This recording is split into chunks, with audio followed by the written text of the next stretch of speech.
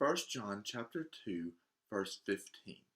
Do not love the world or the things in the world. If anyone loves the world, the love of the Father is not in him.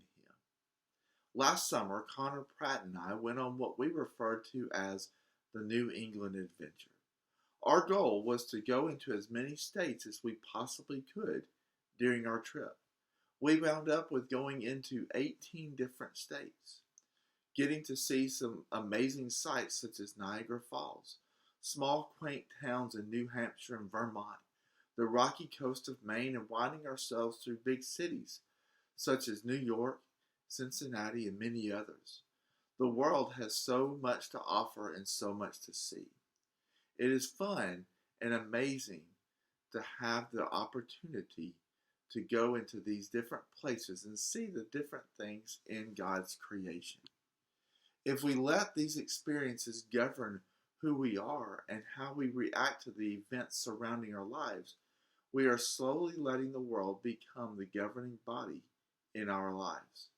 John, in writing his book, spends most of his time encouraging the Christians of his time to love each other unconditionally, to not let the events of this world and of our lives be the governing body to how we make decisions. He says if we love the world, the love of the Father is not in us.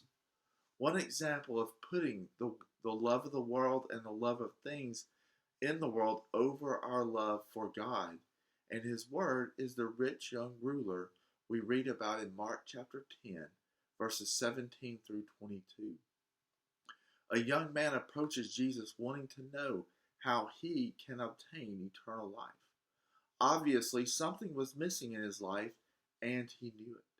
But he could not put his finger on it. Jesus answers him with, "Go sell all your possessions, give the money to the poor, and come follow me."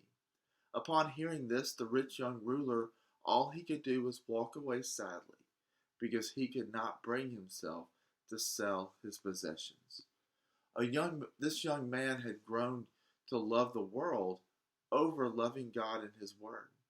During the dialogue between Jesus and the young man states that he had kept all the commandments from a very young age. When Jesus tells him what was causing his lack of fulfillment in his life, all the young man could do was walk away sadly.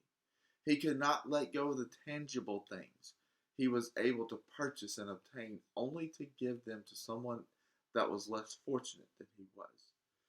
Each one of us has something that if we ask this same question, Jesus would say, take the barrier down that is coming in between our relationship and come follow me.